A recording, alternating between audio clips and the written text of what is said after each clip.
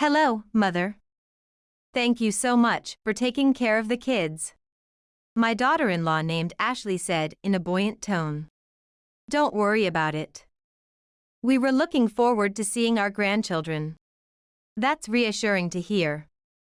It's really a dream come true to be able to look after them, isn't it?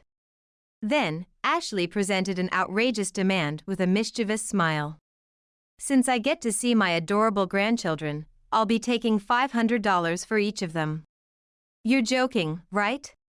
Then Ashley's smile vanished, and she responded seriously. I'm not joking. I'm entrusting my precious children to someone else. It's only natural to charge a rental fee. Someone else? A rental fee? Hearing those words from my daughter-in-law made me feel sad. Ashley continued without any hint of remorse. For instance, men without girlfriends pay to date a rental girlfriend, right? It's the same thing. My husband Robert and I looked at each other in dismay. If that's how you feel, we won't take care of the kids either. Neglecting childcare, huh? This is why the elderly are disliked in society nowadays. I have to catch a plane soon, so I'll be off. Wait, Ashley. My name is Hillary Brown. My beloved husband, Robert, and I have been together for over 40 years. It's been a journey filled with endless hardships, but through them, our bond as a couple has deepened, and it's been an invaluable continuum of time. We married in our 20s and had a hard time conceiving. Both sets of parents were eager to see their grandchildren, which increasingly pressured me.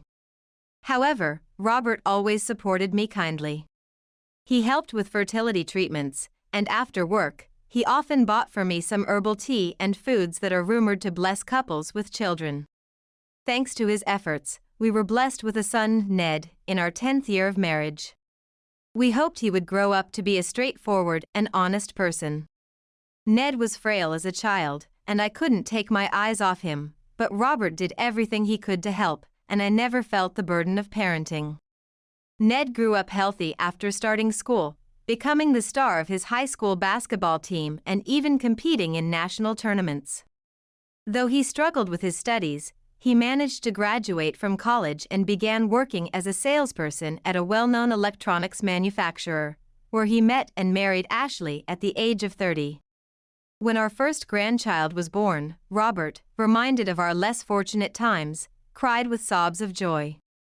Despite all the hardships, we overcame them together, and now we're enjoying a relaxed retirement life after Robert's retirement. I haven't seen them recently, but I wonder how the grandchildren are doing. Robert often murmurs this sadly while looking out the window. Ned currently has 4 children, and it seems he and his wife have a good marriage, but they're both busy, so opportunities to see our grandchildren are rare. They live far from us in a downtown apartment, and it's difficult to visit them without aligning our schedules. Both are busy, and suddenly showing up might be a bother. Occasionally, Ned calls to ask for a little financial help. They must surely need it with as many as 4 children. Our eldest grandson must be starting elementary school next year. We need to buy him a school backpack. It would be nice if they could come for Easter or Christmas holidays. I wonder if they're too busy. Whenever a special on school backpacks airs on TV, we eagerly await the day we see our grandchildren again. One day, out of the blue, we had a call from Ned. Mom, it's been a while. How have you been? Same as always here. How about you? Is everyone well? You should come and show us your children's faces sometime. Dad has been looking forward to it. Everyone's fine here, so don't worry about us. Plus, I'm planning to bring the kids over soon for a visit. Really? Dad will be so happy to hear that. Robert is currently in the backyard tending to the vegetable garden. Imagine his joy when he hears that Ned is bringing our grandchildren. Also, I have a favor to ask you too regarding the kids. What is it? Is it about money again? I understand it must be tough with school starting and all. Thanks for always being there. I really appreciate it. But this time, it's something a bit different. We're actually going on a trip abroad soon. We'd like you to look after the kids while we're away. Oh, going abroad? That's sudden. Weren't you two still due for a honeymoon? Yeah, that's right. Ashley and I have been so busy with work that we never found the time. But last week, Ashley won a pair of tickets for an overseas trip in a local shopping district raffle. I see. Well, have a great time. So when are you bringing the kids over? We'll all come over this Saturday, so please wait for us. The kids are really looking forward to seeing you too. All right. I'll prepare some delicious food and wait. Even after hanging up, my excitement didn't subside. When Robert returned from the garden and saw my face, he asked with a slightly amused expression. What's up? You look like you've heard some good news. My husband, always by my side in both happy and sad times, could instantly understand even the slightest change in my mood. Trying to hold back my laughter, I shared the news of our son and his family's upcoming visit. Really? That sounds exciting. On the appointed Saturday, our son and his wife arrived with their 4 children. As the rental car pulled into the driveway, I couldn't wait any longer and burst out the front door. Mom, it's been a while. It's good to see you're doing well. Ned, who got out of the driver's seat, said this with an unchanged smile from the past. As the children climbed out of the back seat, they started running around energetically. They must have been bored during the long drive, and I watched them with a fond smile, but I noticed something off.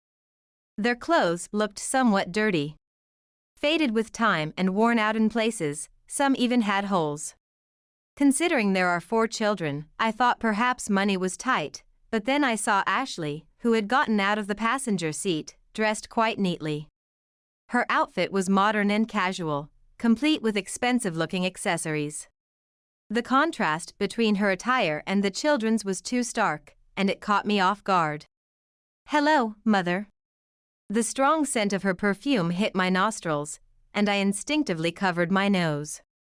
Ashley, seemingly unaware of the overpowering smell, quickly moved toward the house. We'll head out as soon as we drop off the kids. Ned explained in place of Ashley. Once inside, the children had already started running around the house as if it was their own, with Robert frantically trying to keep up. Yay, a monster. Run. Dear, I understand you're happy, but please don't overdo it. Robert was already out of breath, patting his waist with the back of his hand. Play horsey. Saying this, one child climbed onto Robert's back, and the other children gathered, demanding to play horsey. Thank you so much for happily taking care of the children, Mother. Ashley said in a buoyant tone. It's okay, don't worry about it. We've been looking forward to seeing our grandchildren too. As I cheerfully responded, Ashley suddenly switched to a familiar tone and whispered in my ear. That's great to hear, I'm relieved.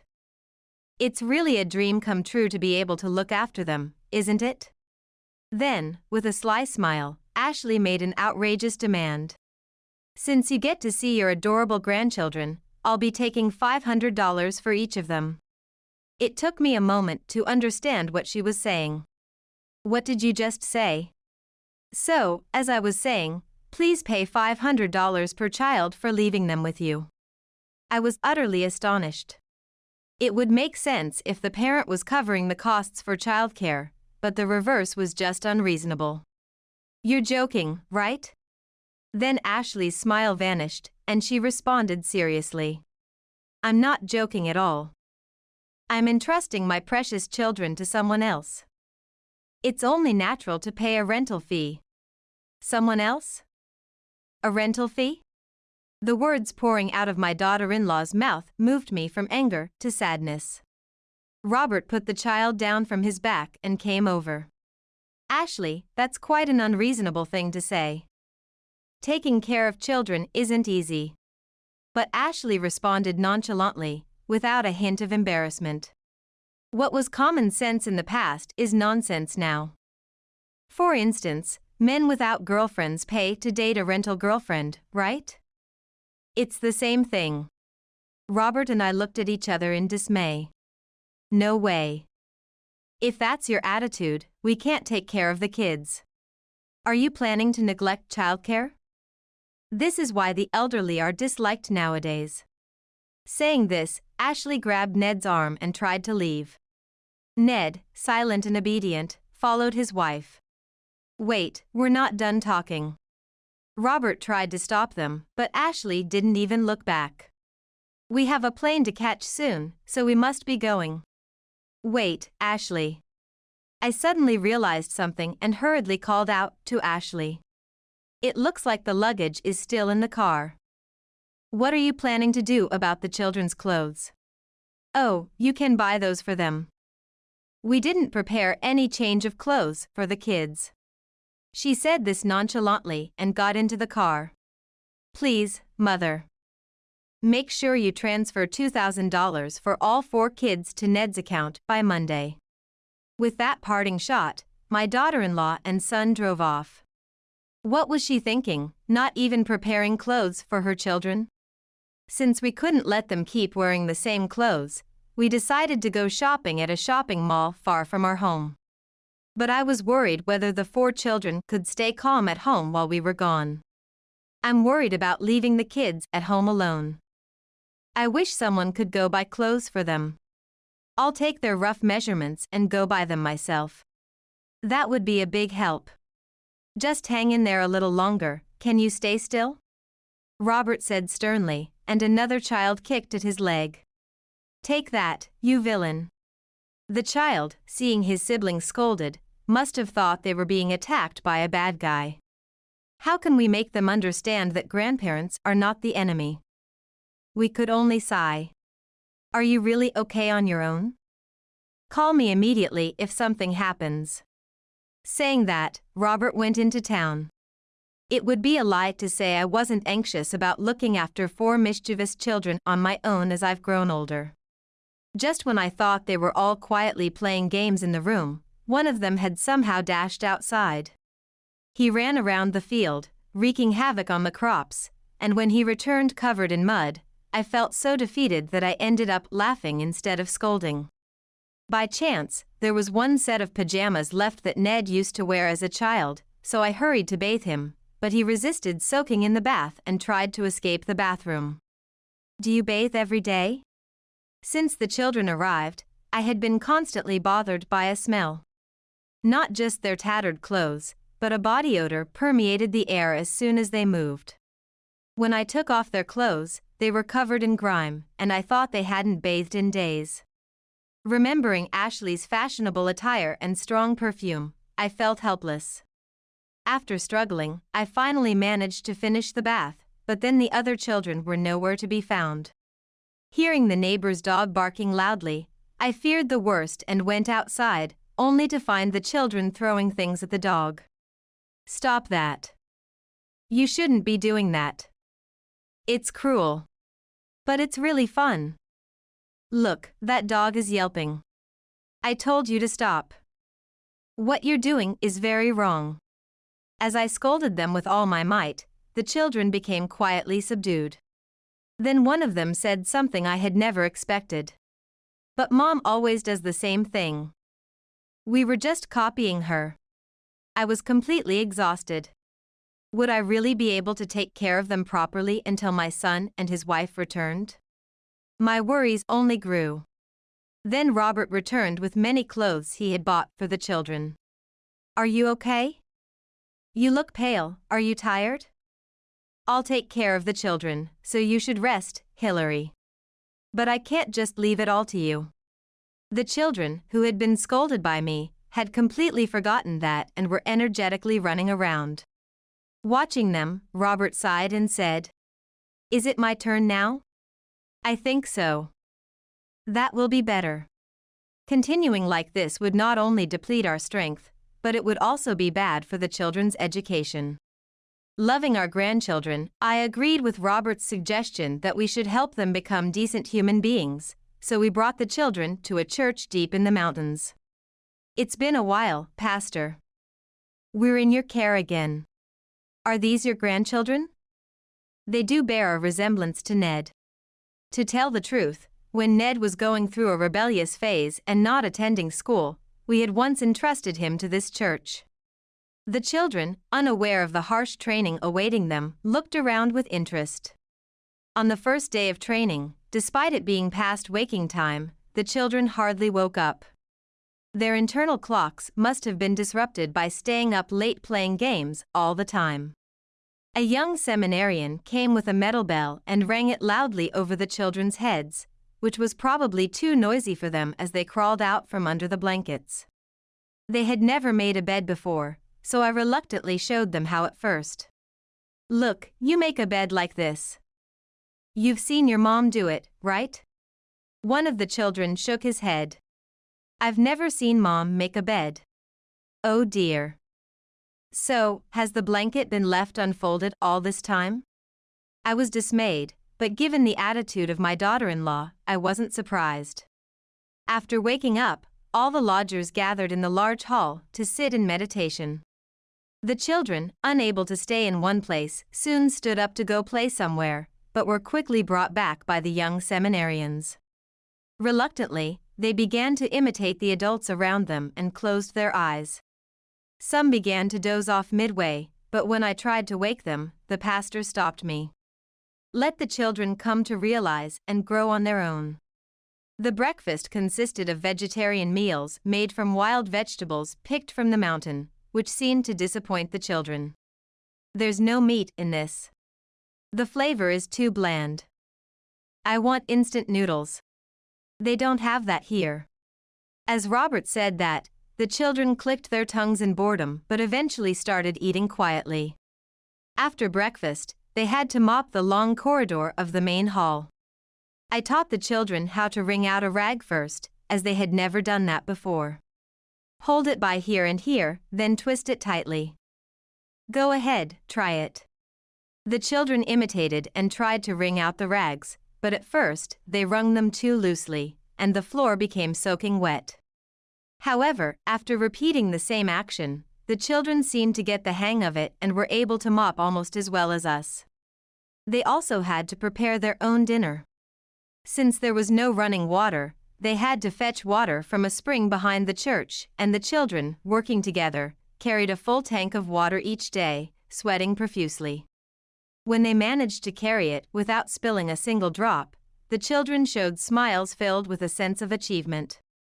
After dinner, a sermon by the seminarian began. Tired from the unfamiliar hard labor from morning, the children initially dozed off, but after 3 days, they got used to the work and listened to the seminarian's sermon until the end. If you treat others with compassion, good things will come back to you many times over. The children listened intently to the seminarian's words. You must not cause pain or sorrow to the weak. You must not be selfish and inconvenience those around you. If those around you are happy, it will come back around, and you will be happy as well. By the end of the training, the children had remarkably stopped being selfish. Moreover, seeing me struggling with heavy bags, one of the grandchildren took the initiative and said, "Let me carry it, Grandma. You take it easy." Thus, the children's week-long church training in the mountains safely came to an end. As we descended the mountain, I noticed over 50 missed calls from Ned on my smartphone. Surely he and his wife were enjoying their trip abroad. Thinking this, I cheerfully called back, and it was Ashley who answered. What's going on there? I've been waiting and there's no payment. Ashley was ranting in a highly irritated tone over the phone.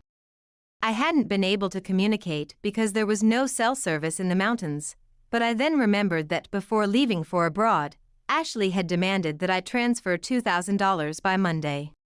Why are you so upset? Is there something troubling you?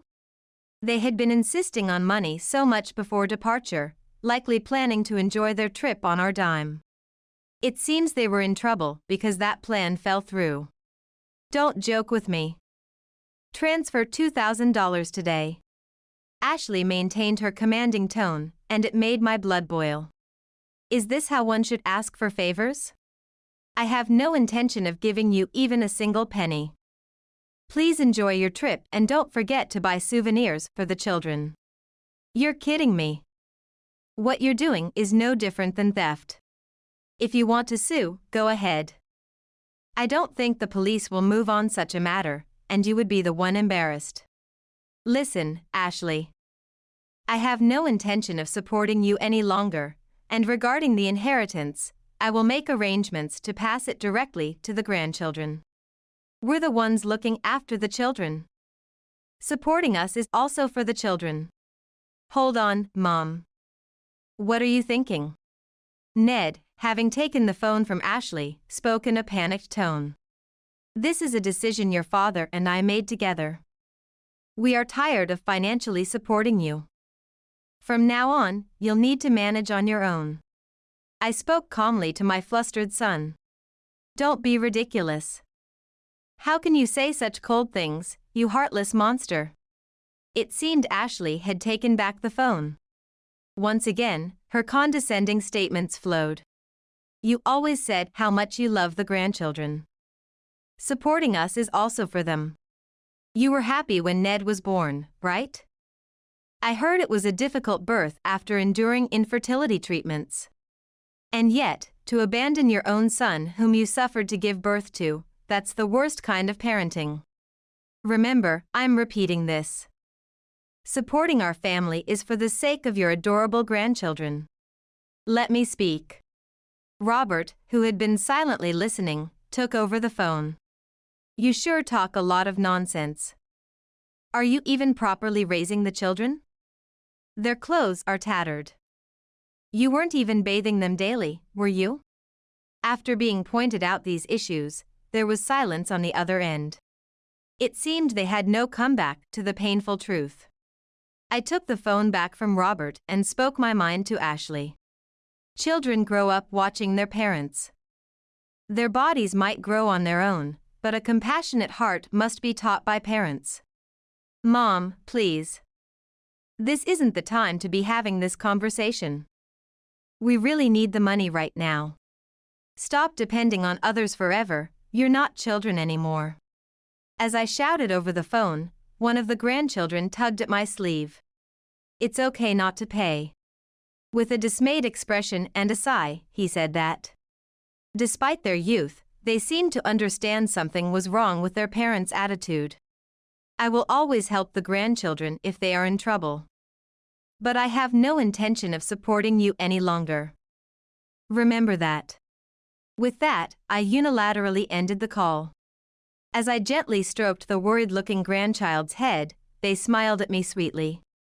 Though they were supposed to be abroad for 2 weeks, my son and his wife returned earlier than planned. Apparently, having relied on parental support, they had squandered their funds, leaving their wallets nearly empty. It seemed they hadn't even managed to buy souvenirs. Both of them looked utterly exhausted as they came to pick up the children. I should never have left the kids. Ashley started complaining the moment she opened the door. I invited the two to sit on the living room sofa. As I said on the phone, are you really looking after the kids? Their clothes were tattered, and you hadn't bathed them. This is clearly neglect. Faced with my statement, both were at a loss for words and fell silent. For now, I handed the children over to them, but soon after, rumors reached us. There were complaints from neighbors about the children always wearing the same clothes and having a strong odor. Sometimes, child welfare services even visited my son's apartment. Eventually, rumors of neglect reached the executives at Ned's company. In light of recent social awareness, the company called Ned in for a verbal warning before it became a public issue. Later, as we told my son and his wife, we rewrote the will, including the inheritance of properties and other assets. We decided to leave 90% to the 4 grandchildren and the remaining 10% to my son and his wife. The 4 grandchildren, perhaps due to their rigorous church training, had become remarkably more temperate. They occasionally visited our house, greeting us properly, and after meals, they took the initiative to wash the dishes. Lately, they have been helping us with the gardening while enjoying it together. Eating fresh vegetables, the grandchildren discuss everything from school happenings to their future dreams with us. Apparently, they don't trust their parents enough to consult them about anything. Grandma, Grandpa, take us to the beach for summer vacation.